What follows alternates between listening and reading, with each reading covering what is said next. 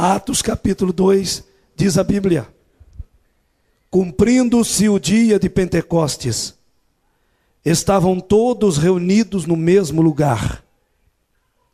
E de repente, veio do céu um som como de um vento, veemente e impetuoso, e encheu toda a casa em que estavam assentados. E foram vistas por eles línguas repartidas como que de fogo, as quais pousaram sobre cada um deles, e todos foram cheios do Espírito Santo. Resultado? E começaram a falar em outras línguas, conforme o Espírito, olha aí, conforme o Espírito Santo lhes concedia que falassem. Quem é o Espírito Santo, afinal de contas? A terceira pessoa da Trindade. A Bíblia não fala de Trindade em nenhum lugar, nem no Velho nem no Novo Testamento. Porém, quando nós entendemos de uma forma conjunta, a palavra de Deus nos revela que Deus é trino, Pai, Filho e Espírito Santo. O Espírito Santo, ele é tão divino quanto Jeová. O nosso Deus, na realidade, é um Deus único, soberano, e que manifestou-se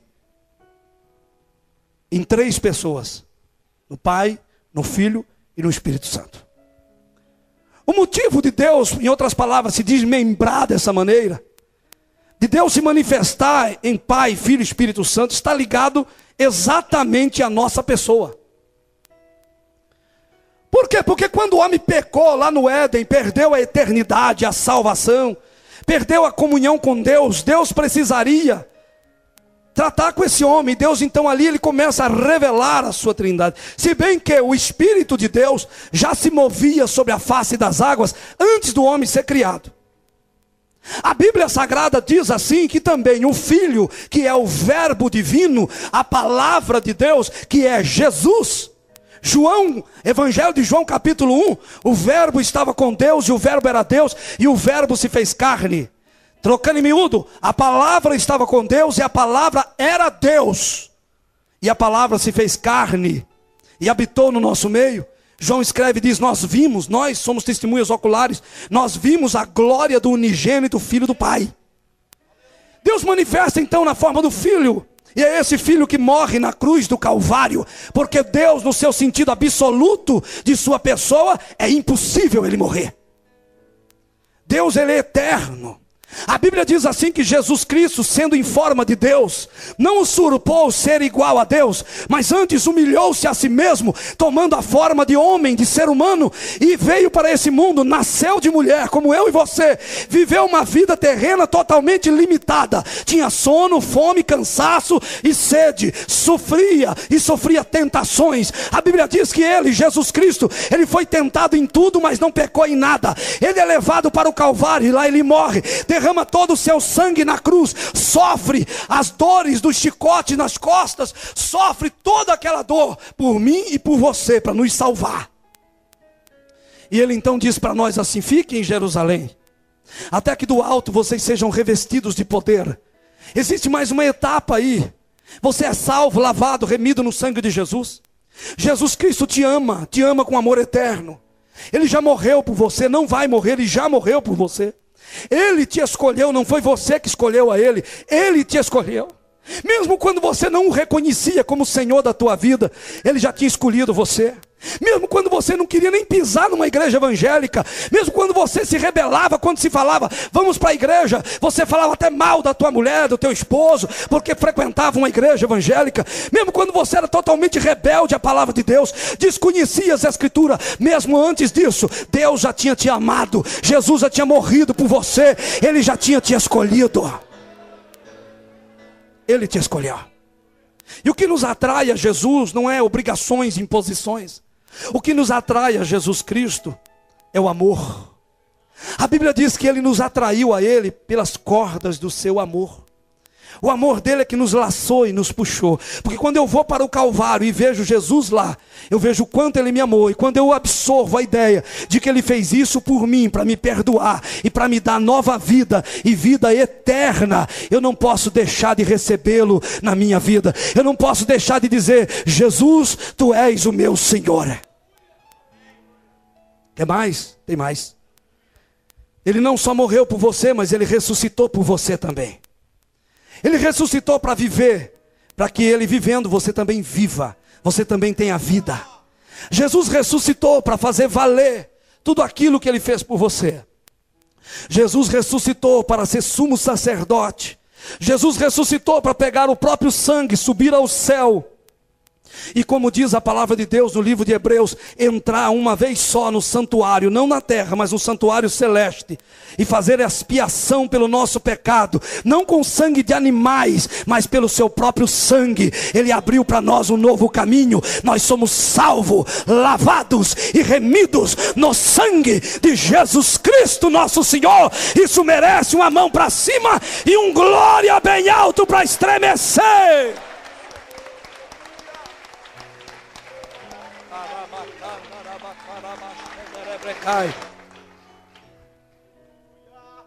Esse mesmo Jesus reuniu com seus discípulos, e momentos antes dele partir para a glória, depois de sua ressurreição, Jesus dá a eles uma ordem e diz: ficai em Jerusalém, até que lá do alto sejais revestidos do poder. O Espírito Santo vai descer sobre vocês.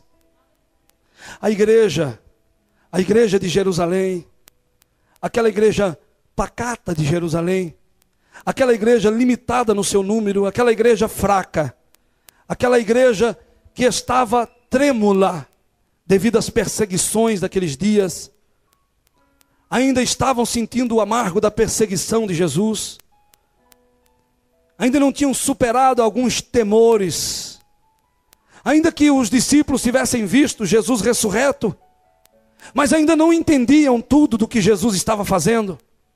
Era tudo muito novo para eles. De repente eles viram o seu mestre no meio deles, fazendo maravilhas, sinais, prodígios. Viram Jesus curando enfermos, levantando defuntos, ressuscitando mortos, abrindo sepulturas e chamando Lázaro para fora. E Lázaro levantou e saiu para fora, vivo. Jesus operando milagres, curando enfermos, cegos, surdos, mudos. Jesus fazendo sinais. De repente eles veem Jesus morto, vê Jesus crucificado, acompanha de longe. De repente agora Jesus ressuscita. A conversa veio para as mulheres que foram para o túmulo no domingo de manhã bem cedo. Entre as 6 e as 7 da manhã foi a ressurreição de Jesus. E lá então logo pela manhãzinha, elas têm a notícia através de um anjo sentado em cima da pedra que foi removida do túmulo. E quando elas chegaram, o anjo falou para as mulheres: a quem buscais? O vivente dentre os mortos? Ele não está mais aqui. Ele ressuscitou, como eu tinha dito.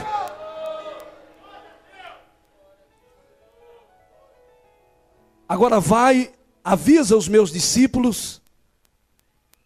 O Senhor manda dizer: avisa os meus discípulos e a Pedro, para que vão para a Galileia, e lá o vereis. As mulheres saem atônitas. A igreja estava por nascer. A igreja que atravessaria os séculos. A igreja que enfrentaria principados espirituais e príncipes da terra. A igreja que abalaria a estrutura do maior império do mundo da época, Roma. A igreja que atravessaria séculos de história. A igreja que sofreria o atentado a ser apagada na história na Idade Média. A igreja que atravessaria os séculos, aonde a Bíblia foi fechada e enclausurada junto com seus freis, com os seus monges dentro dos mosteiros, e só era traduzida no máximo para a Vulgata Latina e para o grego, e só tinha acesso o clérigo, e o povo no modo geral foi vetado o uso das Escrituras e a leitura e o estudo das Escrituras pelo próprio clérigo, porque essa mesma igreja que nasce vitoriosa, cheia do Espírito Santo, lá na frente ela se desvirtua por causa do poder do mundo. Quando então o poderio do mundo influencia na igreja, a igreja perdeu a força. Aleluia. A igreja do primeiro século, ela poderia olhar e dizer: não temos ouro e nem prata, mas levanta e anda em nome de Jesus. Tinha autoridade, tinha poder. 300 anos depois, a igreja deixa de ser perseguida. No edito de Milão, em 313, mandado por Constantino, que fundou Constantinopla, então cessa a perseguição da igreja. A igreja então passa de ser perseguida, passa para ser a igreja imperial. A igreja imperial, os cargos na igreja, as funções na igreja, era comprada a dinheiro e a preço. A igreja se corrompe com o ouro e a prata da terra, perde os valores do céu, perde os dons espirituais, perde o levanta e anda, perde a unção do Espírito Santo. Mas ei, querido, esse mesmo Espírito de quem vos falo na noite de hoje, ele não desistiu da igreja genuína de Cristo. Por isso que não importa onde estejamos, em qual época estejamos, haverá um povo lavado e remido e um coração aberto para o mover sincero do Espírito Santo de Deus. Por maior corrupção que esse mundo tenha, não vai poder roubar a existência da igreja do Cordeiro. A igreja que Jesus comanda.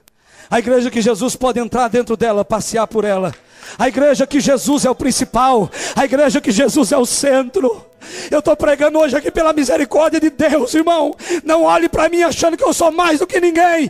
Nós estamos aqui para glorificar, exaltar ao nome de Jesus. Só Ele pode curar, só Ele pode libertar, só Ele pode batizar com o Espírito Santo e com fogo.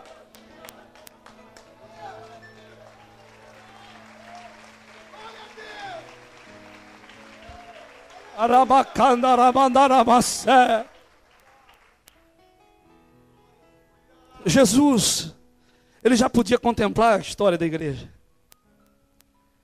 Um dia Jesus fez uma oração, irmã, chamada oração sacerdotal, conhecida na Bíblia como oração sacerdotal. E os discípulos acompanharam as palavras dele. E alguns deles deixaram registrado. E na oração sacerdotal ele pedia: Senhor, Pai, guarda estes, referindo aos seus discípulos. Eu não peço somente por estes, mas também por aqueles que vão ouvir a palavra e vão crer em mim. Naquele dia Jesus orou por mim e por você. Guarda eles. Guarda eles desse mundo cruel, desse mundo que nos esfria, desse mundo que rouba a nossa paz, que nos oferece uma paz falsa, uma paz falsificada,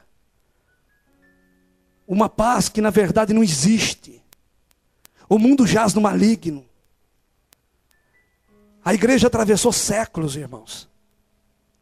A Bíblia estava empoeirada nos mosteiros, guardada nas altas estantes, o livro sagrado. Os homens estavam tentando justificar seus pecados, pagando indulgência à igreja romana. A Bíblia ficava lá empoeirando. Mas o Espírito de Deus que se moveu sobre um homem chamado Martinho Lutero. Martinho Lutero foi uma ferramenta de transformação no cristianismo.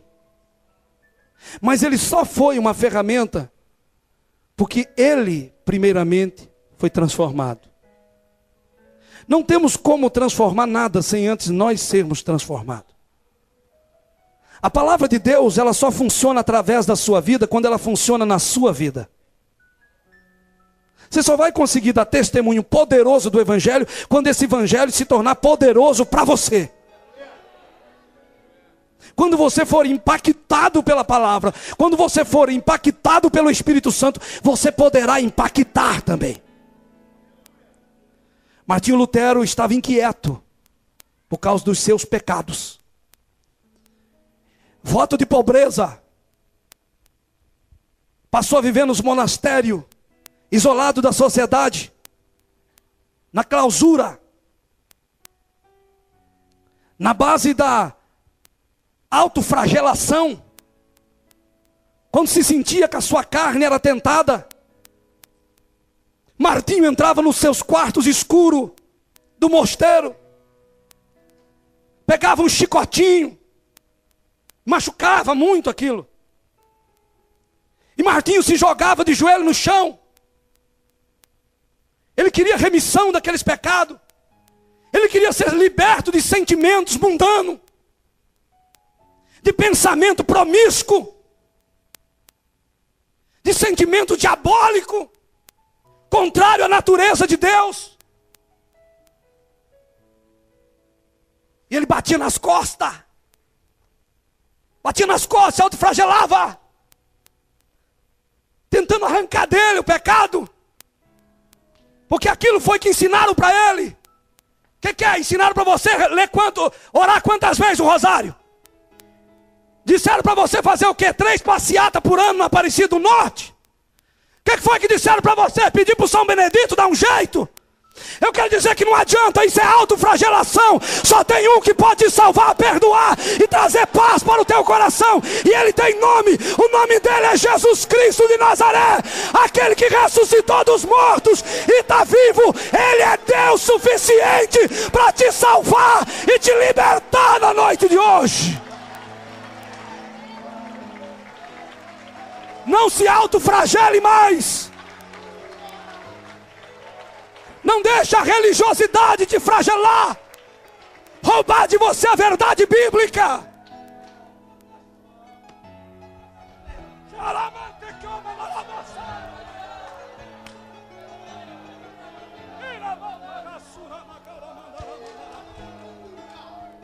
Pode adorar a Deus, eu espero, igreja, explode mesmo aí, porque é noite de avivamento, é noite de batismo de fogo, é noite da igreja de Jerusalém ser revivida nesse lugar, é noite de olharmos para o irmão e ver uma labareda de fogo na cabeça dele.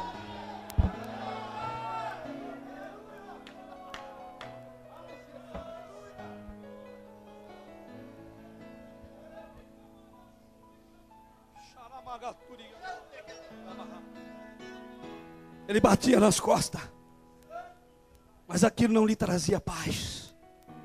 Ele saiu do mundo para que não se sentisse mais tentado, mas não conseguia se libertar. Onde ele ia, o pecado ia com ele. Porque aonde vai o ferro, a ferrugem vai atrás. Aí um dia, Martinho de costas marcadas, ele vai lá nas escrituras.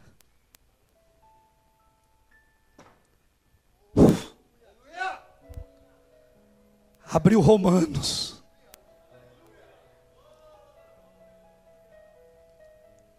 Capítulo de número 8.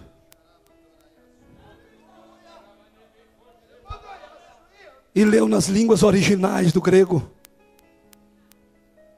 Portanto, agora nenhuma condenação há para os que estão em Cristo Jesus, que não andam segundo a carne, mas segundo o Espírito. Porque a lei do Espírito de vida em Cristo Jesus me livrou da lei do pecado e da morte. Eu saí debaixo de uma lei, da lei do pecado. Aleluia. Aleluia. Ele nos livrou da lei do pecado e da morte. Aquele que está em Cristo não morrerá eternamente, mas viverá. Aquele que está em Cristo já passou da morte para a vida eterna. Aquele que recebe Jesus tem a vida eterna. Aquele que recebe o Filho tem também o Pai. Aleluia. Ninguém vem a Deus se não for por mim, disse Jesus. Jesus disse a seguinte palavra: eu sou o pão da vida. Quem come de mim não tem mais fome, irmão. Ele é a água da vida. Quem bebe dele não tem mais sede. Jesus, Jesus e Jesus. Ele disse: eu sou o caminho, a verdade e a vida. Sabe o que nos trouxe aqui nessa noite, Jesus? Martinho leu. Aquilo foi um bálsamo para o coração. Ele descobriu que a justificação do homem era pela fé. Uma singela fé, não era por pagar a indulgência. Não era por enriquecer os cofres da igreja. Não era por isso ou por aquilo, não, era pela fé. Ele começa a restaurar os princípios da igreja de Jerusalém. Ele começa a ler os ensinamentos dos apóstolos. Por isso somos uma igreja apostólica, estamos fundamentalizados também na doutrina dos apóstolos. Aí ele começou a estudar as palavras do Senhor, começou a trazer sobre ele a revelação do Espírito. O Espírito de Deus não se continha naquela época de treva. A teologia chama a era das trevas.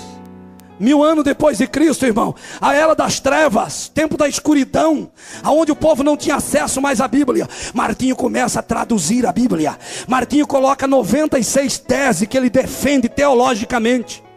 Ele descreve 96 teses teologicamente defendidas e vai lá e diz para o seu arcebispo, falou assim: olha, escuta, eu vou pregar isso na minha congregação. Eu vou pregar para o povo que a justificação é pela fé no Senhor Jesus, que não tem nada desse negócio de penitência, disso ou daquilo, que não tem purgatório, aonde a pessoa morre e vai para o purgatório, e se você acender tantas velas, fazer tantos dias de oração, essa pessoa sai do purgatório e vai para o céu. Não existe lugar intermediário. Meu querido, não se engane mais, não está na Bíblia nenhum lugar das Escrituras fala sobre purgatório. Purgatório não existe. Não existe. Acha na Bíblia onde é que tem purgatório.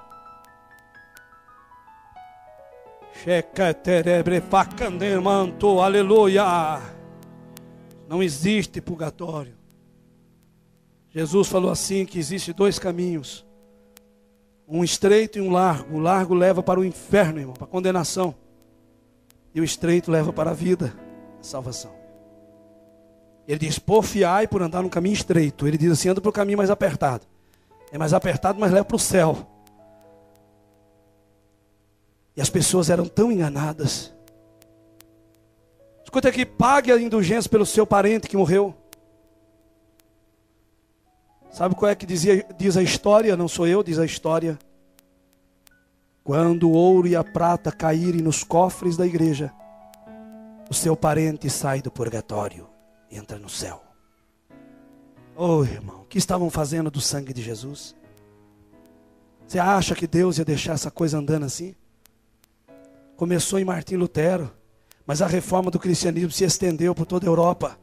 Não tinha como segurar, aquilo não era obra de homem, era obra do Espírito, era obra de Deus. Aleluia. Martim Lutero não era nem batizado com o Espírito Santo, se você quer saber. Naquele tempo ele nem defendia a doutrina sobre batismo com o Espírito Santo, ainda era desconhecido teologicamente para aqueles homens da sua geração. Lá na frente que foram se descobrindo, porque aí houve liberdade de estudar a Bíblia. E quando começaram a estudar, e questionar, e comparar, e buscar, começaram a descobrir: peraí, o batismo com o Espírito Santo não é só para a igreja de Jerusalém. O batismo com o Espírito Santo é para todo aquele que crê no Senhor Jesus. Aquele que recebe Jesus como Salvador, pode ser batizado com o Espírito Santo. Simplesmente ele deve crer e deixar o Espírito Santo mover sobre ele. Eu já vi pessoa aceitar Jesus assim, na minha frente, levantar a mão, confessar Jesus, e na hora que foi orar por ela, ela foi batizada com o Espírito Santo. Começou a falar língua estranha. Mesmo dia que aceitou Jesus, foi batizado com o Espírito Santo. Eu já vi. Então o batismo com o Espírito Santo é para você, meu querido. É para você, minha irmã, é para você, meu irmão, para você que crê no Senhor Jesus, e para você que talvez não é nem evangélico, nem crente você é, está aqui nos dando a honra da sua visita. Mas eu quero dizer uma coisa: entregue a sua vida para Jesus Cristo hoje, de todo o coração, e você vai ser batizada com o Espírito Santo também.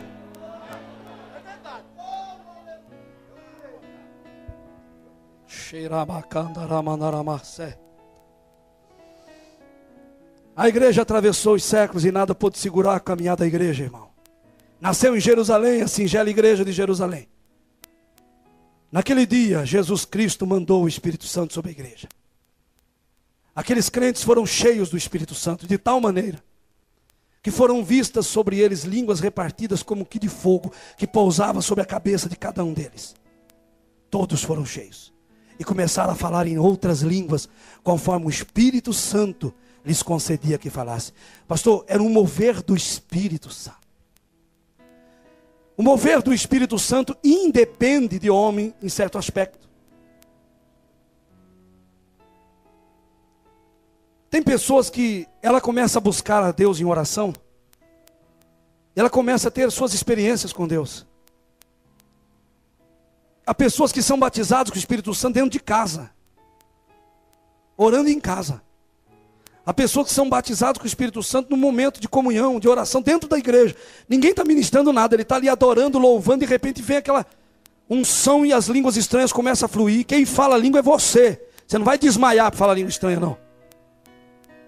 As línguas estranhas, segundo a teologia, chama-se glossolalia, esse nome esquisito, que quer dizer o seguinte: dom dado pelo Espírito Santo, ou capacidade dada pelo Espírito Santo, de falar em outras línguas. E essa capacidade, esse dom, é de inspiração. O que é isso? O Espírito de Deus te inspira a falar, ele não te obriga. Ele te inspira, dependendo da sua sensibilidade. E dependendo da abertura que você dá, você fala, dependendo você não fala.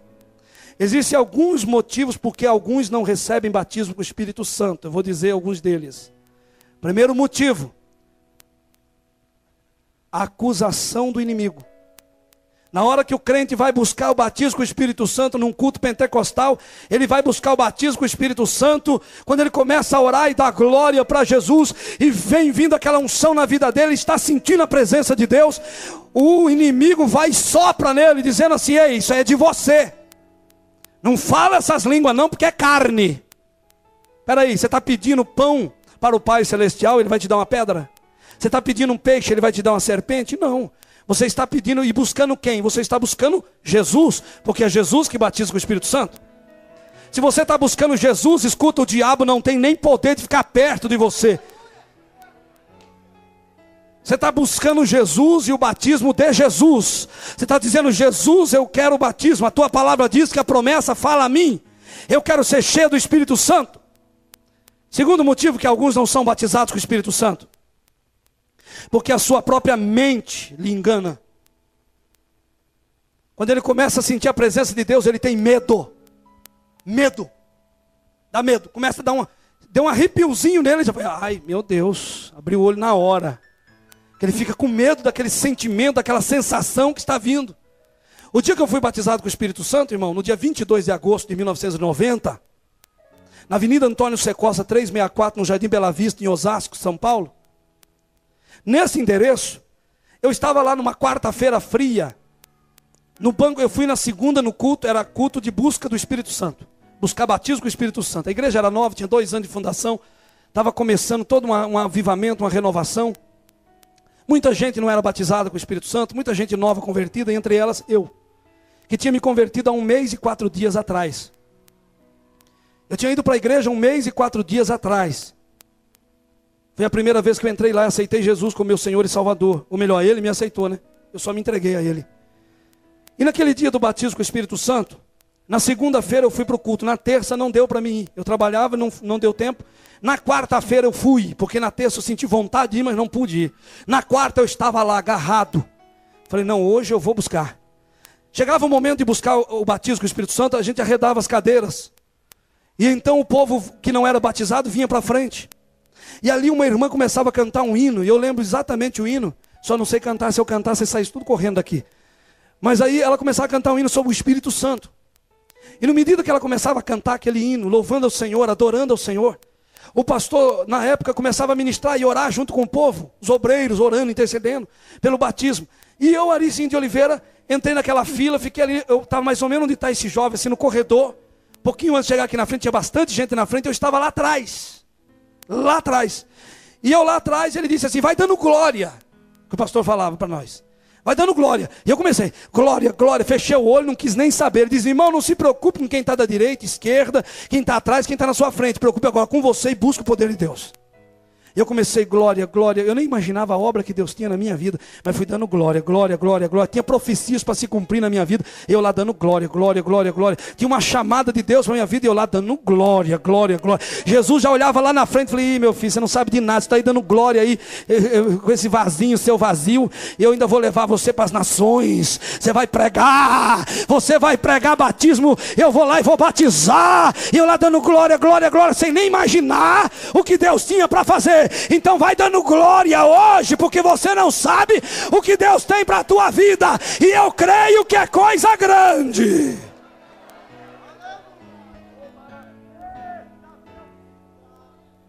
Coisa grande.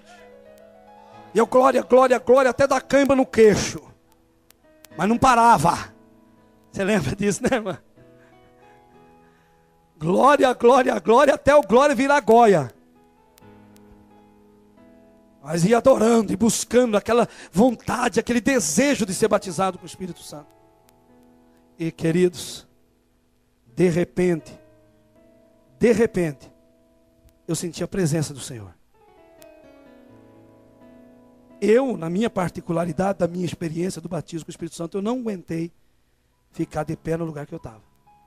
Foi muita unção. E eu comecei a falar uma língua estranha assim, que eu não conseguia parar de falar.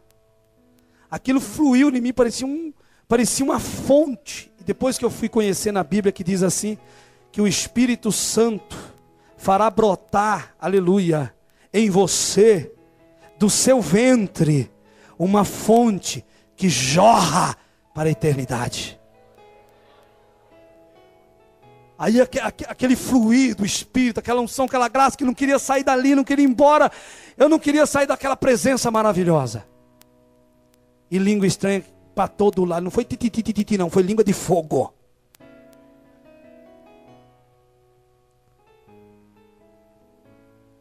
O diácono que estava comigo tentou me segurar. Nem vi quem estava na minha frente, que estava atrás. Só fui perceber depois que eu voltei, que eu levantei de pé de novo. Não estava com nenhum pingo de vergonha, porque a camisa amassou, suou o cabelo. Naquela época eu não usava gel, então o cabelo meu era igual ao do Felipe, caído na testa. Aí o cabelo espatifou, saí suado do culto, mas saí cheio do Espírito Santo de Deus. Irmã, deixa a maquiagem derreter hoje. Irmão, deixa essa gravata aí suar. Deixa essa camisa sua da Calvin Klein suar. Deixa essa Hering aí suar. Ah, mas estou sem desodorante, não tem problema. Você tem o perfume de Jesus. Aleluia. Mas saia daqui hoje cheio da unção de Deus. Deixa suar.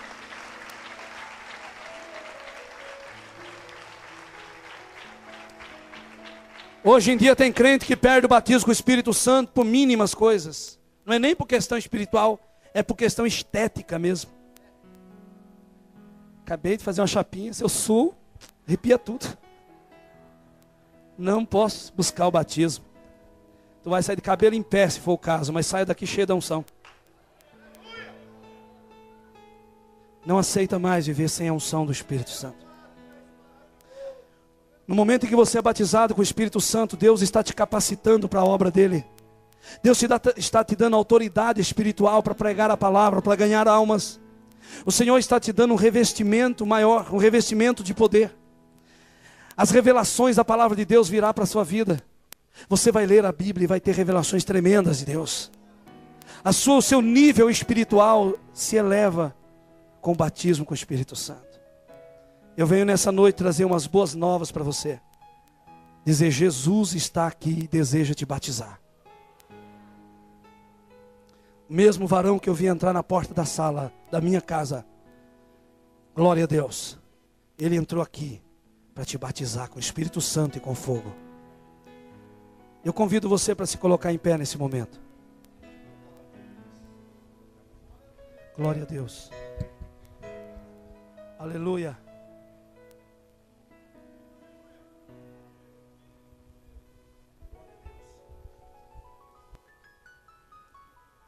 Quantos não são batizados com o Espírito Santo? Aí levanta a mão. Vamos ver o que nós vamos fazer aqui. Nós vamos fazer o seguinte. Quem é batizado com o Espírito Santo? Aí levanta a mão. Quem é? Você está do lado de alguém que não é batizado? Levante a mão quem não é batizado. Você que é batizado com o Espírito Santo, fique do lado aí, escolhe um para você. Você que é batizado com o Espírito Santo, fique do lado de um que não é. E troquem de lugares se for o caso, mas fique perto de alguém que não é batizado. O nosso espaço aqui é mínimo, né, irmão? Graças a Deus estamos com um problema santo, que é a falta de lugar no templo. Meu querido, a nossa igreja vai ter que construir um templo, daqui a pouco é para umas 2.000 pessoas. Porque depois desse avivamento que está vindo aí, isso, o pastor falou assim, para a gente remontar essas cadeiras aqui da frente, trazer as pessoas aqui na frente. Vamos fazer isso então? Você que não é batizado, vem aqui para frente. Os que não são batizados, vem para frente. Glória a Deus. Se tiver do lado aí um companheiro para orar com você, amém. Se não couber todo mundo aqui, fica os que não são batizados. Quanta gente que não é batizada, meu papai do céu. Vai ser um reteté hoje aqui. Quando você começar a orar e buscar o batismo, o Espírito de Deus vai trazer sobre você a unção. E virá sobre você as línguas estranhas, que é a confirmação do batismo com o Espírito Santo, segundo doutrina bíblica. Quando isso acontecer, não prenda. Falei bem paulista agora aqui. Não prenda, não segure, não se limite. Abra o teu coração e deixa o Espírito Santo fluir na tua vida. O Senhor Jesus não vai batizar um só, vai batizar dezenas aqui. Esse dia vai ficar na história do Ministério Promessa. Vocês sabem qual é a marca da promessa? A marca da promessa é o Espírito Santo, irmão. Ele é a marca da nossa promessa. Ele é o selo espiritual na nossa vida. Você é crente que tem promessa, então tem que ter o batismo. Se você não é batizado com o Espírito Santo, saia do seu lugar. Acredite no poder de Deus. O Senhor trará um avivamento sobre Botucatu através desta igreja, bem como através de tantas outras. Porque a chama que Deus começa a acender aqui, está acendendo em muitos lugares. Fazemos parte de um grande exército que Deus está levantando em Botucatu. Botucatu terá megas eventos para Jesus. Botucatu fará encontros de avivamento gigantescos. O avivamento será tão grande que atrairá nações para esse lugar. E vão ouvir falar, como ouviu falar de avivamento da Rua Azusa, vão ouvir falar de avivamento de Botucatu. Deus chamou a minha geração para marcar a história dessa cidade. Deus me chamou como um pregador, me trouxe para essa cidade para marcar a história junto com você. Pessoas vão começar a ser batizadas com o Espírito Santo aí, ó. Vão começar a falar língua estranha. Quando as línguas estranhas fluírem, você fala. Não segura. É Jesus na tua vida. É o Senhor na tua vida. Recebe aí. Agora. Esse é o meu desejo, Senhor, te honrar com meu coração, te adorar.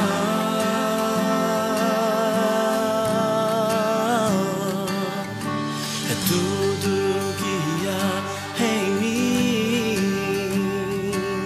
te dar louvor. Só te adoro, meu Senhor.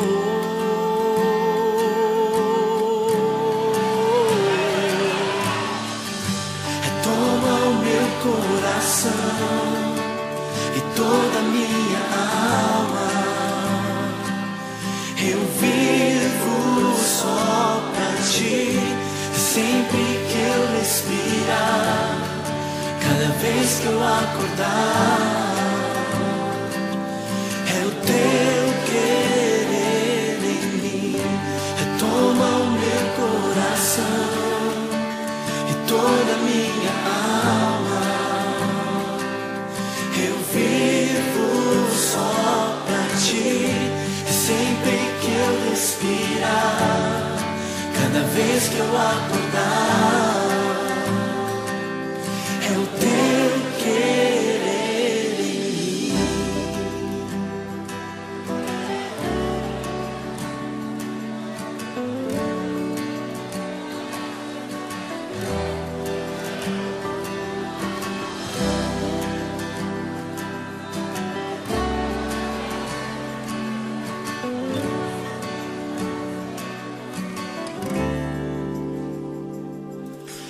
Esse é o meu desejo, Senhor, te honrar com meu coração, te adorar.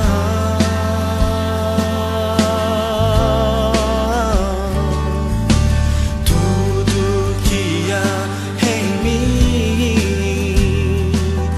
te dá louvor,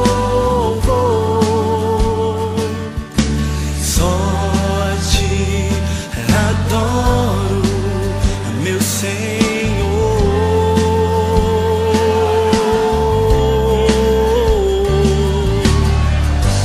Toma o meu coração. Dezenas de pessoas estão sendo batizadas com o Espírito Santo e com o fogo, porque Deus nos levantou no meio do fogo. Essa igreja é uma igreja pentecostal até o tutano. Aleluia! Recebe aí o Senhor. Em mim, toma o meu coração e toda a minha alma. Eu vivo só pra ti, e sempre que eu respirar, cada vez que eu olho, cada vez que eu acordar. Toma o meu coração e toda a minha alma. Eu vivo só pra ti, sempre que eu respirar, cada vez que eu acordar. Eu teu querer em mim. Toma Mais uma batizada lá atrás. toda a minha alma. Eu vivo só pra ti, sempre que eu respirar, cada vez que eu Aquele moço que está chorando ali, foi? Foi também? Oh, glória! Toma o meu coração e toda